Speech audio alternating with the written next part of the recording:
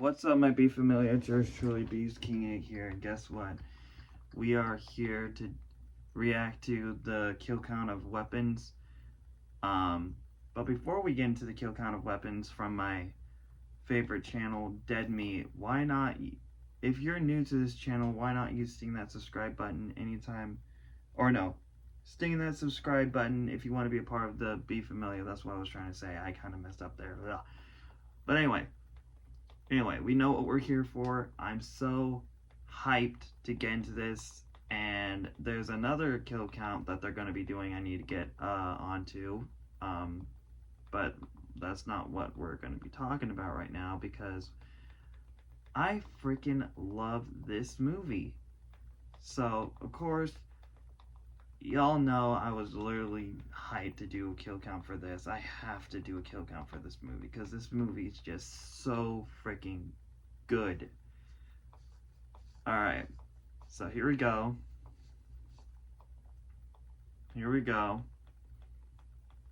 I'm so hyped. But yeah, let's get straight into this, my Be Familia.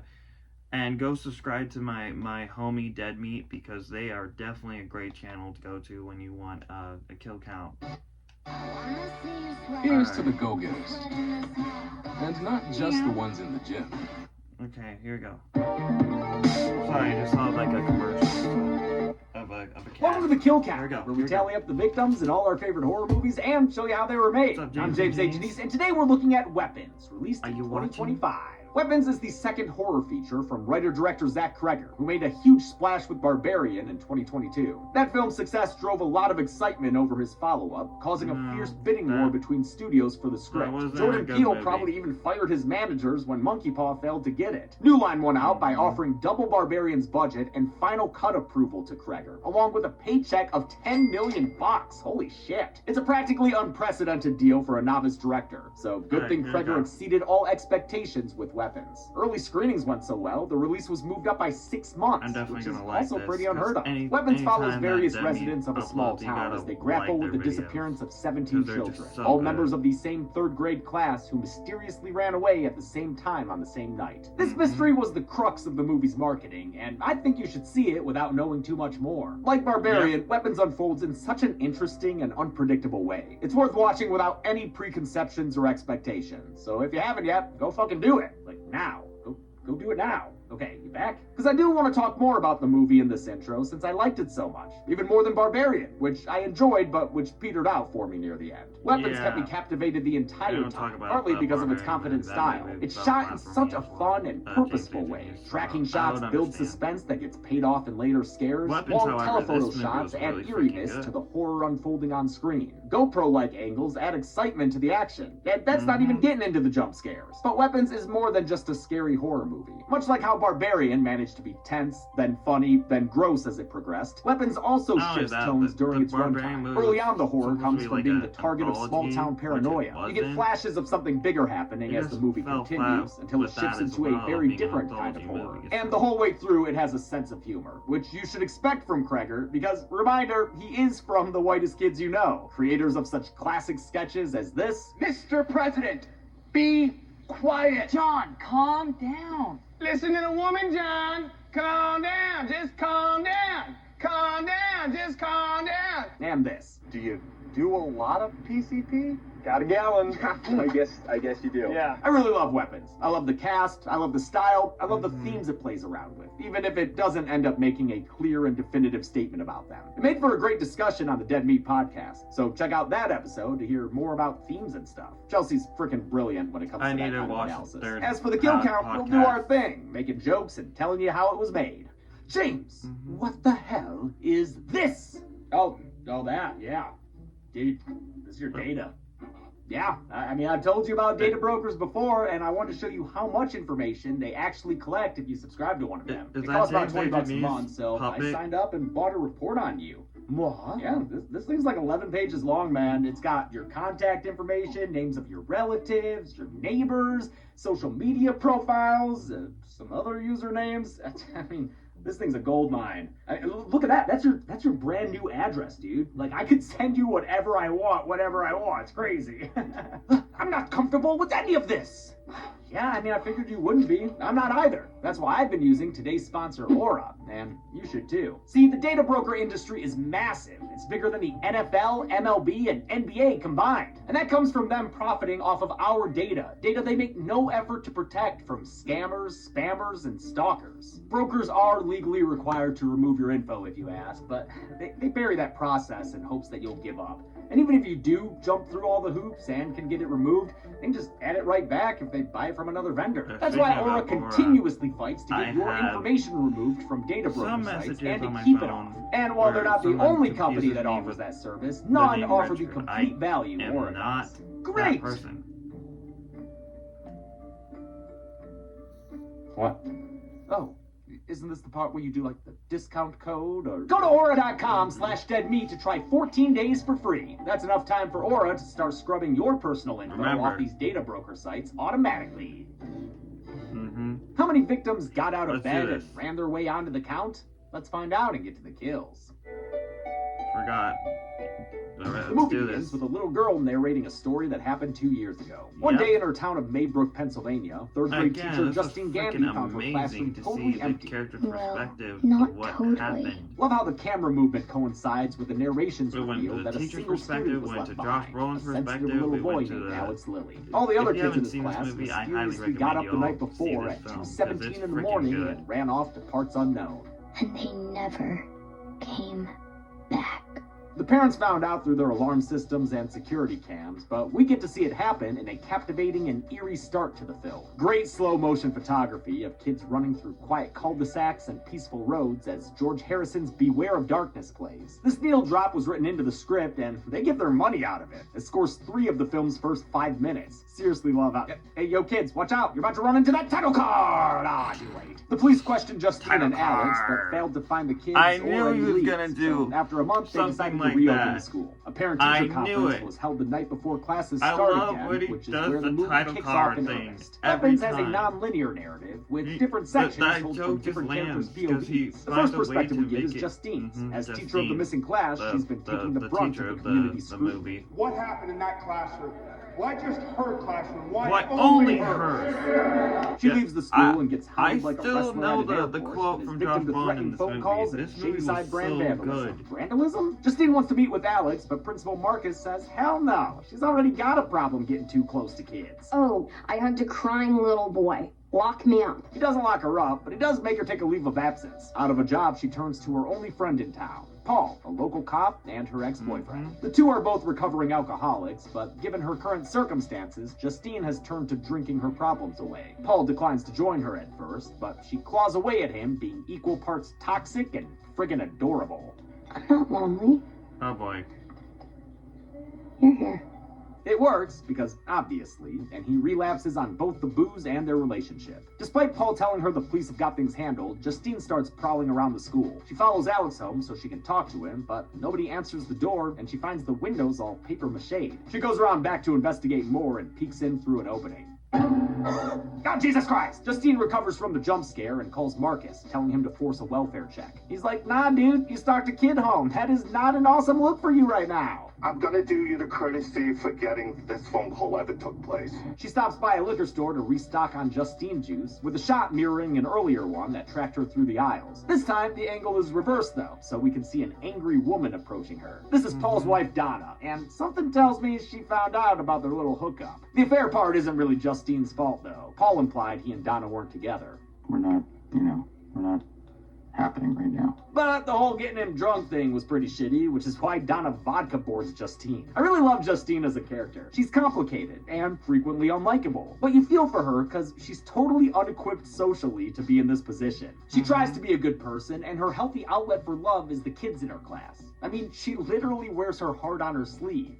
Well, her chest, I guess. But when those kids get taken away from her, she succumbs to her weaknesses. She's so real and compelling thanks to the writing and, of course, Julia Garner, who's Emmy-nominated thanks to her roles in Ozark and Inventing Anna. She was also Silver Surfer and starred in Lee Winnell's Wolfman, which is why I got to interview her, and I found her very, very pleasant. We talked about the Madonna biopic she's supposed to star in. Please, Madge, make it happen! That night, Justine drinks herself to sleep and has a nightmare about going back to Garner. school. Okay. Been there. Inside her classroom, she finds her students playing the world's creepiest game They of Heads Up, always 7 find Up. But a at way least to everyone's there this surprise you time, with the including facts. Alex, looking... Well, hey, at least he's smiling for once. The creepy face gives way to waking and a suspenseful scene full of great camera movement. Plus, not only that, I actually now Clowning! Justine intercepts Alex the next day, but he doesn't want to talk to her. I just want to make sure that everything's everything's all all right. right. Follow me!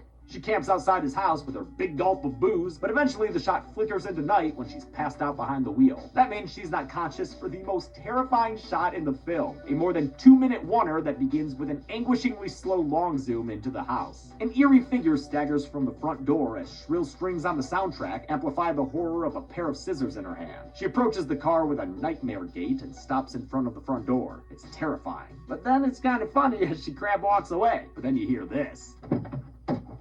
Oh, and everyone in the audience screams. But she ain't here to stab a bitch. Like a creepy believer, she just wants a locket of hair. The movie switches to the perspective of Archer, a local contractor whose son Matthew is one of the missing Maybrook kids. Archer's become obsessed with trying to find him, to the detriment of his marriage and job performance. He fixates on Justine and pokes around her past, finding a DUI and an affair with a fellow teacher at her previous school. She's a troubled person, is she not?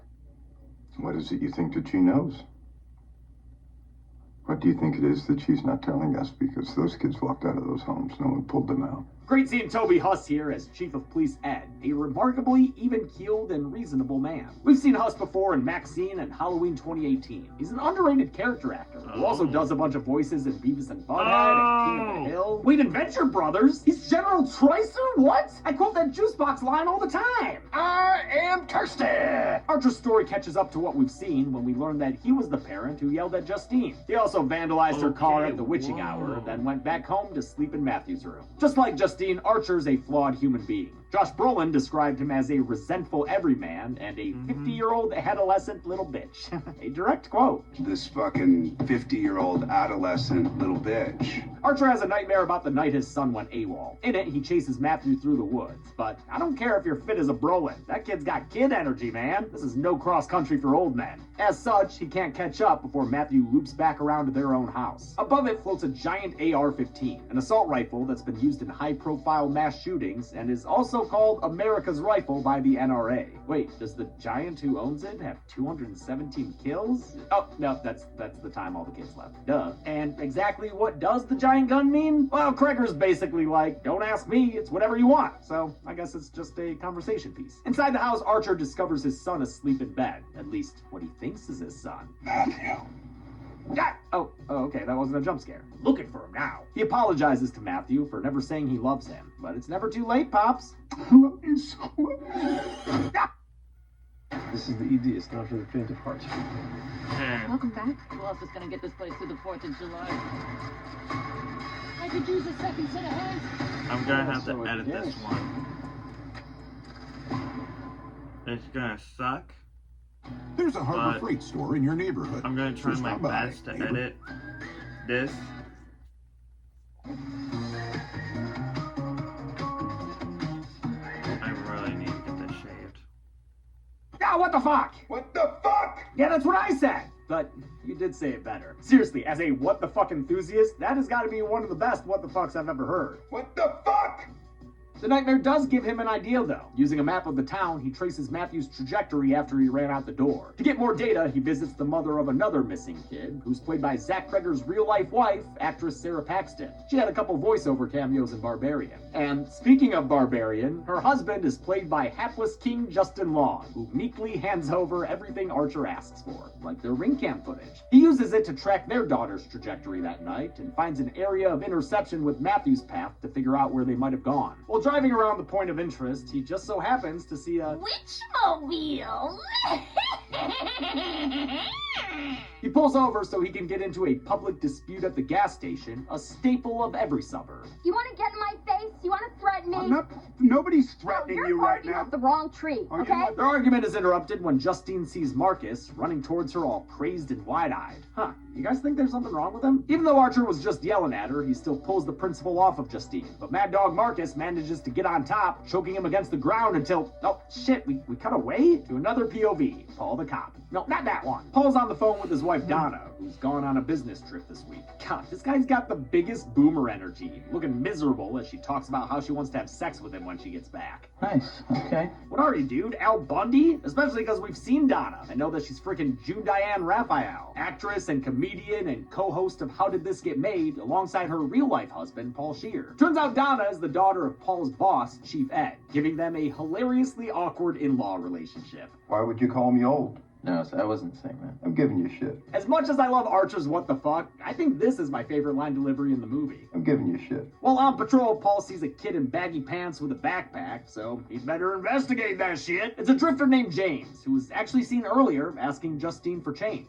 Excuse me, man, I'm saving up a bus ticket to see my brother. Do you need change? Yeah, sorry. Turns out James is trying to be an Eve, so Paul pursues him aggressively in a well-shot chase, shot from the front seat as he turns down alleys and shit. I mean, this is an actual stunt, him running in front of the car. It looks great. Paul catches up and tackles the guy. We went down pretty hard there, you good? He pats him down and asks if he has anything sharp like needles in his pocket. James says no, but Paul gets a finger pricking anyway. God damn it, James! Oh, god damn it, Paul! A sucker punch like that? Really? The needling's a sore spot for recovering addict Paul, and later we'll see he probably has a massive fear of AIDS. But right now, he's terrified of the dash cam that caught his actions. Desperate to cover his tracks, he calls it even with James as long as he gets out of town. The way I see it, I did you wrong, you did me wrong.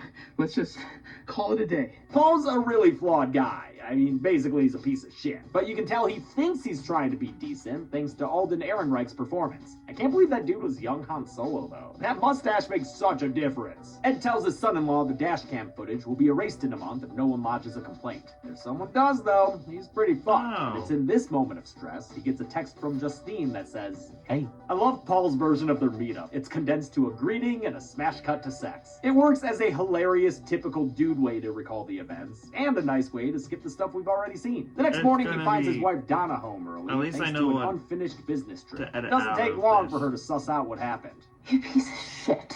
That, of course, led to watering down the garter snake, and it also earns Paul an in-law evil eye. When he goes outside and spots James near the police station again, he gets the blue boy seeing red and he gives chase. Then it cuts to James's POV, and I'll admit, this was the point where I got a little annoyed at how the structure kept taking away the tension. Every time shit started to get exciting, we'd cut away, and I was getting antsy at the thought of seeing more scenes a second time. The minor annoyance was only temporary, though, since in the end, I think Kreger ends up using the structure in a way that makes it totally worth it. James lives in a woods tent and has been having a hard time keeping up with his heroin habit. He needs cash to buy more drugs, but his family funds have all dried up. Of course I want to pay Mom back, but I can't do that until I get the, money to get the clothes so that I can do the job so that I can pay Mom back. Hello? He pillages pint-sized possessions, preparing to procure profit from the pawn shop. Then he can go next door and bother Randall at the video store. He strikes out with the sale, though, because no shit, this dude doesn't want to buy obviously stolen kids' toys. We see James's run-in with Paul again, who seems a lot more aggressive in this depiction. Fuck off. That's not how things were shown in Paul's segment. Let's get up. I'm gonna take these cuffs off you. 1, 2. I love this idea of each chapter being slightly biased from its perspective. It means Paul was probably even more of an asshole than he seemed like in his segment. We went down pretty hard there, you good? I mean, also there's the fact that even after getting pricked with a needle and not knowing if he was infected with anything, he slept with Justine. Yeah, actually, Paul sucks a lot. Nasty weather sends James searching for a warm place, and he spots a nice house that doesn't appear to have anyone home. Alex Lily's house. He climbs in through an upstairs window and uses the kid's pillowcase to go a pilferin, trick-or-treat style. What a score, too! There's silverware and cinematic classics. Willow. Ah, shit! Those damn couch potatoes done baked up a scare again. But when James realizes they're catatonic, he gets straight back to robbing them. Damn, he's shameless. Searching further in the basement, he finds, holy goddamn shit, the missing kids. You found the missing kids, dude? Oh fuck, oh fuck, oh fuck. It scares him half to heroin heaven and activates the couch guardians. They almost get him, but he runs away. I love the camera on the door as he tries to get it unlocked and finally frees himself. He's able to run out of the house in a telephoto shot that echoes the one from earlier. He takes his stolen booty to the pawn shop where he notices a poster for the missing kids and some sweet reward money. After chasing the dragon, James tries to call in the tip. They're all standing in the basement of this house, just like standing there. And yeah, I don't know, they're just like in the basement standing all still and shit, and there's like fucking 2 wackos over there, and it's just like fucked up. But so how's this gonna work though? How do I get the money? Weapons has a completely solid cast, including Austin Abrams as James. We've seen him in Scary Stories to Tell in the Dark. Abrams is actually the only actor remaining from the movie's original cast. Weapons was supposed to shoot way earlier, and would have featured Justine, played by Renata Reinsberg, best known for starring in The Worst Person in the World. Archer would have been played by Pedro Pascal, best known for starring in literally everything else from the past few years. Rounding out the cast was Tom Burke as Paul and Brian Tyree Henry as Principal Marcus. When the SAG-AFTRA strike of 2023 delayed production, pretty much all the original actors had to drop out due to scheduling conflicts. Abrams held out because he loved the part so much, and had already lost a ton of weight to prepare for it. He stayed about 35 pounds underweight for over a year waiting for production to begin again. The loyalty paid off, since he's set to lead Kreger's upcoming Resident Evil movie. The tip hotline tells James to go to the police station to collect his cash, which is what caused him to risk it, and, as we've seen, get spotted by Paul. He runs away into the nearby woods and is feeling pretty good, until he's weighed down by the same jump scare lady who Justine and Archer saw. A freaked out James frickin' dives into his tent and prepares to do revenge to the woods clown for scaring him. But instead, he ends up stabbing a fistful of needles into Paul's face, once again pricking the prick. Paul's ready to add James to the kill count himself, but stops when James starts babbling on about the missing kids. Paul takes him to the Lily house so he can verify the claim. How do I know you aren't gonna try and like take that reward for yourself? Oh, James, you're such an idiot. Wait, that was my line. What line? Paul goes inside but doesn't come out until the movie cuts to night again. What the fuck? When he finally does emerge, he's looking crazed and friggin' feral. He grabs James and drags him out of the car towards the house. The movie once again cuts the action short by switching POVs. It's to Marcus, and we hear the other side of the phone call he had with Justine. I'm gonna do you the courtesy of forgetting that this phone call ever took place. Marcus is played by Benedict Wong, last seen on the kill count in Prometheus. While he doesn't agree to do a welfare check, he tells Justine he'll have Alex's parents check in with him. But instead of Alex's parents, Marcus is paid a visit by the woman we've all been wondering what the fuck about. I'm Gladys. She certainly is. Gladys says she's Alex's aunt, the older sister to his mom. You may know her from such jump scares as Justine stealing, Matthew's bed, and In the Woods. She says Alex's parents have fallen ill, so she stepped in to help care for him. Oh, no, it's not serious, nothing terminal. It's just a touch of consumption. But she's not Alex's legal guardian, so he'll still have to meet with them. And What's the wrong, twist Marcus? that Don't trust happens dear Aunt with Gladys? Alex's Who made the parents, complaint? I felt bad for Alex in this movie, man. Because... Well, this is very upsetting. Gladys is immediately unsettling thanks to a top-tier performance by Amy Madigan, an Oscar-nominated actress we've seen before in The Hunt. The weekend rolls around and Marcus kicks back with his husband Terry. They're a cute couple with matching Mickey Minnie t-shirts and a plate of snacks including 7 hot dogs. It's a reference to a Whitest Kids You Know sketch. 7 hot dogs? 7, yeah. A day. Is that high? It's a little high. That sketch was written by Whitest Kids co-founder Trevor Moore, who tragically passed away in 2021 at the age of 41. Kreger and Moore were best friends and had even written and directed a movie together. Kreger's first feature, technically, 2009's Miss March, which he has described as a complete and unmitigated failure. After Moore's death, Kreger began writing Weapons as a way to process what he was going through. I was in a place of extreme emotional pain. He compared the writing process to an exorcism, having his character self-destruct in ways he didn't want to in real life. At the same time, he wanted to make an exciting and fun movie to watch, and wanted to avoid using grief metaphors, feeling they were too cliche in modern horror. Which, yeah, they are. As with Barbarian, Kreger didn't outline his script before writing. He just started with the opening narration and set up a mystery he didn't have the answer to. Originally, the story only followed Justine, until Kreger decided on something more sprawling. The multiple perspectives were inspired by one of his favorite movies, P.T. Anderson's Magnolia. In fact, Aaron Reich's mustache was inspired by John C. Reilly's in that movie. Kreger used the scene where Riley's character loses a gun and is searching for it as a guiding light to what he wanted the tone of weapons to be. Marcus and Terry's perfect afternoon is interrupted by a knocking at the door. It's Gladys. I had to walk all the way across town to get here. Marcus is perturbed, but Terry invites the scary grandma right in. If only he had been an ex instead of Maxine, maybe he'd know better than to trust weird old ladies. Gladys is parched, so she requests a cup of water. A bowl, please. Oh, a bowl of water. That's a peculiarity of mine. I don't even try to rationalize it anymore. The guys continue to politely stand by as Gladys pulls out a stick and wraps it in a ribbon she had eyed in Marcus's office earlier. She uses that stick to cut her hand, and when Terry tries to treat her, she cuts a piece of his hair off. That's finally enough weird shit for Marcus, who goes to call the cops, but the only ringing comes from Gladys's bell.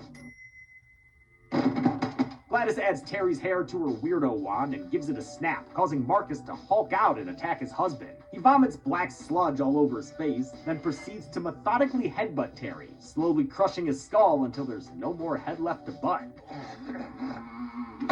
Man, this kill is so disturbing and upsetting. With his husband out of the way, Gladys gives Marcus a new target, Justine, using the lock of hair we saw collected during her stakeout. Unable to tell right from wrong anymore, Marcus takes off running through town in the same pose as the missing kids. It's a reference to the infamous Napalm Girl photo from Vietnam. Marcus airplanes through a hilarious montage of moments. What the fuck, man? There are so many good what the fucks in this thing. He eventually zeroes in on the gas station, catching us up to the end of Archer's storyline and continuing the chase after Marcus chokes him out. I love the BTS for this scene, since the chase was filmed by a camera guy on rollerblades. Marcus almost gets Justine until Archer freaking body checks him into a freezer. Chill out! Justine is able to escape with no help from the knows how to plane. rollerblade, because rollerblade is She manages to very drive difficult. away, but this Energizer buddy keeps Like, on you think going it's and easy. going. Archer chases after them, but you It know, the isn't. problem winds up fixing itself. Marcus gets pancaked by a passing car, and Archer gets out to see the gnarly aftermath. Or the blurry aftermath, thanks to YouTube. It's real gross now. Even the behind the scenes is too graphic for public consumption. Archer and Justine get patched up at the hospital, where the two make awkward peace with one another. I want to thank you. No, I do, so thank you. Sure.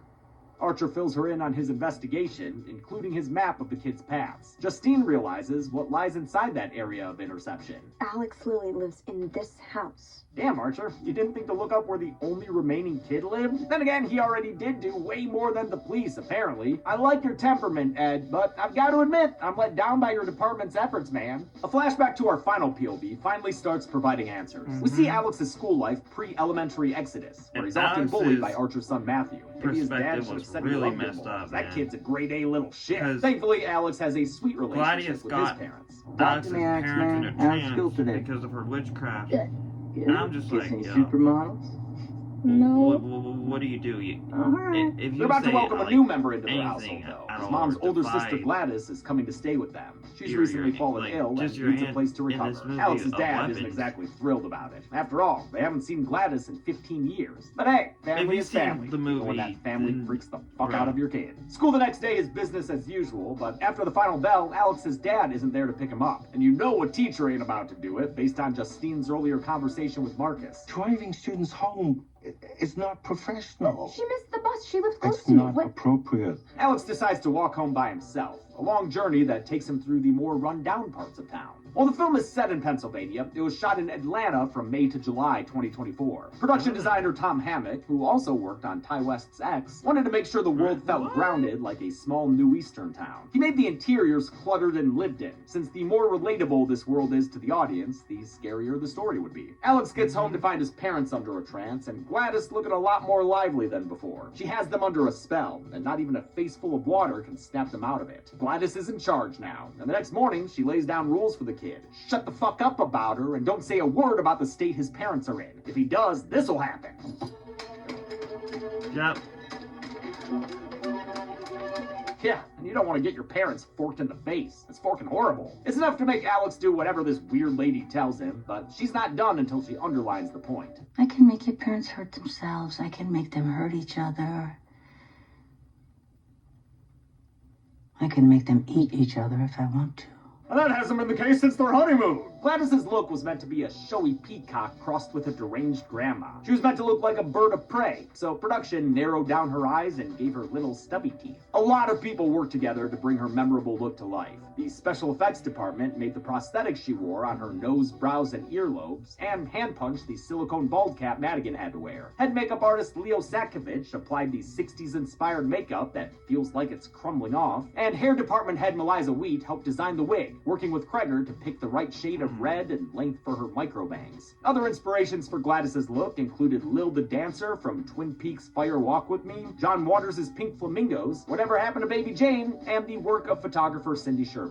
Over the next few days, Alex cares for his catatonic parents, feeding them soup, buying them soup, feeding them soup. They're soup people. Little Alex doing soup can shrugs on the walk home, too. Get yoked! One night he finds Gladys looking a little worse for wear. Nothing is said explicitly, but it's clear this witch has been sapping soul juice to stay young. But a couple of middle-aged saps ain't the sapping she needs. Weapons was a very personal film for Zach Kreger, who used Aunt Gladys as a metaphor for alcoholism. Kreger himself is 10 years sober and grew up with parents who were addicts as well. He wanted to tell a story based on his experience growing up in a safe space that becomes infected and forces the kid to become their parents' caretaker.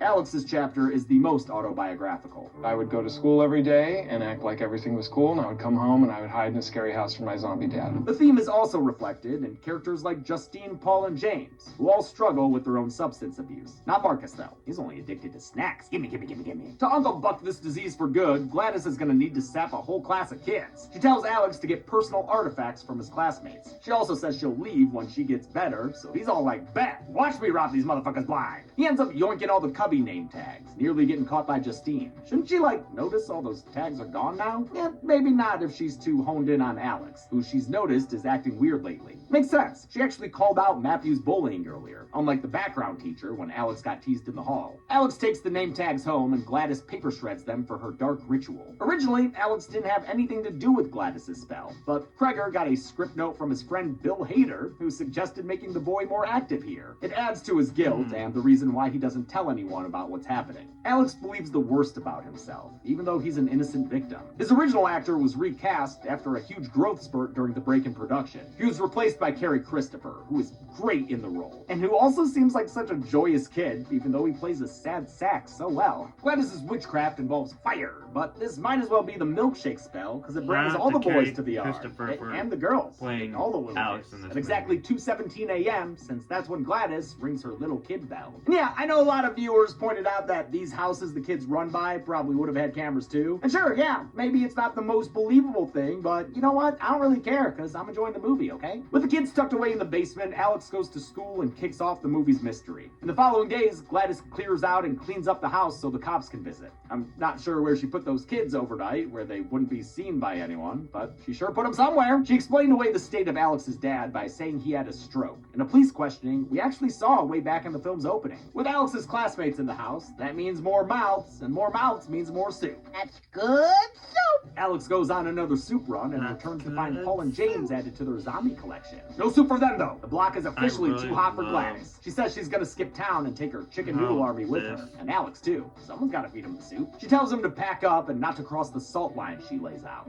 Wait, is that a literal parent trap? Anyway, that just about brings us to the present. Justine and Archer are sitting outside Alex's house when they're invited inside from afar. Nothing more welcoming than your cop ex-boyfriend. Love how he just turns around and walks back in like, yeah, that wasn't weird at all. Despite their better judgment, the two enter the house where they fail to notice James creeping in the corner. Justine does spot Paul on the other side of a thin blue salt line, and when she crosses it, it activates Gladys's trap card. James comes from the shadows to tackle Archer, while Paul scream lunges at Justine. Upstairs, Alex crosses the salt line purposefully so he can evade his possessed parents and double back into Gladys's room. Justine is paired off with Paul and tries to slow him down by vegetable peeling his face off. Jesus. Fun practical effect here. Unlike the bulging eyes, which were based on reference photos of people with Graves' disease. Kreger wanted to do them practically, but they had to rely on VFX to get the look they were going for. I couldn't really tell though, they look great. The possessed Popo don't pause till Justine grabs his gun and pops him in the head with it. Oh man, she just slept with that guy like a day ago. That's gotta be traumatizing. Meanwhile, Archer is absolutely manhandling James.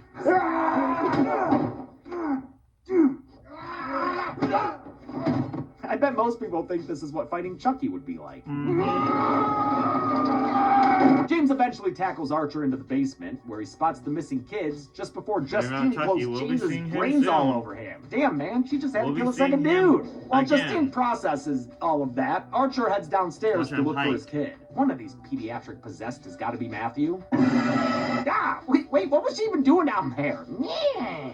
I guess she speed runs through her stick trick, because when Archer reemerges, it's to try and rip Justine's head off. God damn. Let's go just like that. Upstairs, Alex grabs Aunt Gladys's wig and a branch from her magic tree. He recreates her ritual, which I like to think he's able to do because she forced him to pay close attention back when she was flexing on him. Are you watching? Gladys's tree has its own unspoken backstory. Kreger says it comes from the deepest, darkest jungles of Papua New Guinea. The black spiny bonsai was 3D printed, assembled, and painted to create a memorable prop for Gladys to use in her witchcraft. Gladys actually originally had her own chapter, but it was ultimately cut. We might see more of it in the possible prequel Kreger hasn't ruled out. Alex snaps the twig, and this time the target is Gladys, who realizes what's happening. Oh no. She takes off running just as a fucking stampede of kids emerges to hunt her down. Oh my god, this scene is wild. It is so funny watching Gladys run through this suburban morning with a pack of crazy kids hot on her heel. For this 90-second chase with multiple awesome tracking shots, prop windows were made of balsa wood that stunt performers would crash through on a green screen. Then those shots were comped back into the scene. The biggest gag involved a mechanical gate that could pneumatically lower to the ground, giving the illusion it was being broken down. Since it was obviously too dangerous to have the kid actors do most of this stuff, 17 stunt performers with dwarfism were carefully styled to match their kid counterparts. The best part is right at the end, when a wonder sees a little girl go through 3 different windows and doors. The kids catch up to Gladys and proceed to tear her apart with their bare hands. Holy fuck. Good timing too, since Alex and Justine are both facing down some mortal peril. The kids literally tear Gladys limb from limb. Oh god, and head from jaw. Jesus! It's like a fucked up pinata. It took 3 stressful days to shoot this incredible kill, which was done entirely with practical effects. Given the chaos of directing 17 kid actors during 100-degree days, they made sure the effects were resettable so they could keep shooting until they got it. Hey, you break a finger. Yeah, I'll break a get finger. some biting in it. I'll Okay, bite good. a finger. Okay, cool. The fake Gladys body was mechanized, so once the effects team released the cables, the kids could tear away the limbs and other body parts. Gladys's death releases Archer's inherent vice grip, and he immediately starts following the path of carnage to find his son. Justine discovers Alex hugging his powered-down parents, as Archer is finally reunited with Matthew, the little shit. Oh, no. The movie ends as the opening kid narrator tells us the aftermath. Alex's parents are committed, he's living with a different aunt, and the other kids basically never came back. Mentally, you know? But maybe one day they can? Some of them even started talking again this year. For a movie about missing kids, it may be surprising that none of them ended up on the count. As for the adults, well, I'll have my Zoran tell you. He's just a peculiarity of mine. I don't even try to rationalize him anymore. He'll do a good job.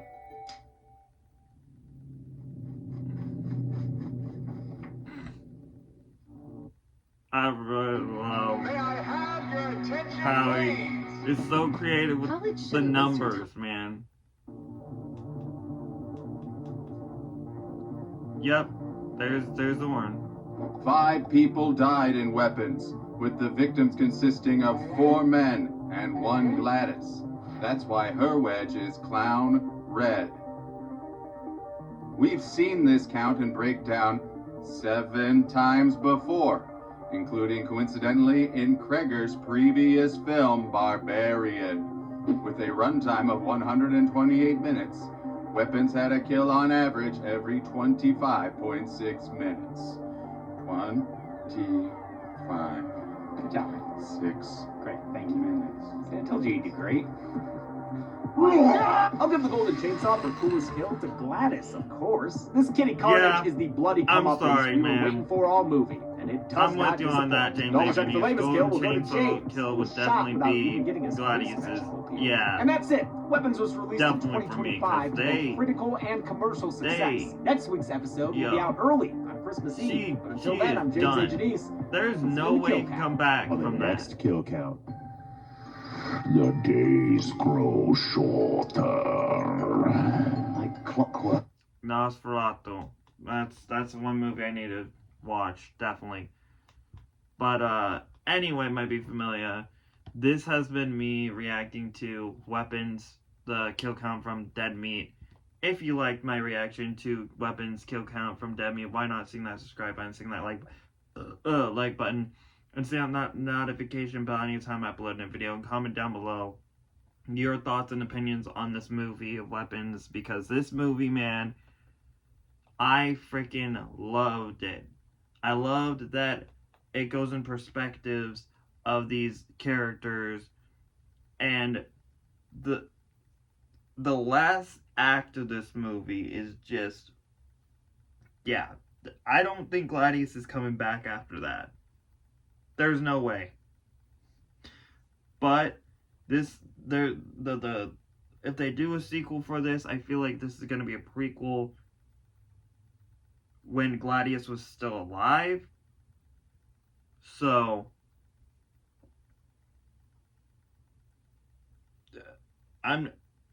that's all I have to say, might be familiar, but again, well done, Dead Meat. You did a great job with this one, because I really liked how he, of course, it's called Weapons. So what is James A. Janice does? He gets a stick. That was different, because Zoran was the one who had to do the numbers thing instead of James A. Janice, which it makes sense because this is Weapons, and their creativity, like Chelsea's creativity, Zoran's creativity, and James A. Janice's creativity is the reason why we love this YouTube channel in particular, because they keep it themed of what the kill count is and what movie it is, and they find just creative ways with the numbers, and that's what I really love about every kill count video that I react to. So yeah, it might be familiar. I am off of here. Stay brave, stay humble, and as always, God loves all of you. And another thing, go support Dead Meat for this kill count of Weapons.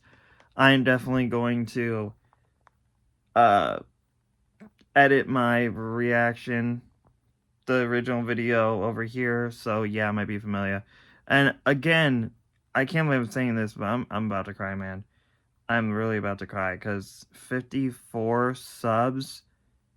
I'm from the bottom of my heart, all I have to say is thank you all so much for just coming onto the channel and watching my content, and it just shows that I'm entertaining y'all and I'm doing this for fun, which it's a success. So thank you all so much. It might be familiar, it means a lot to me.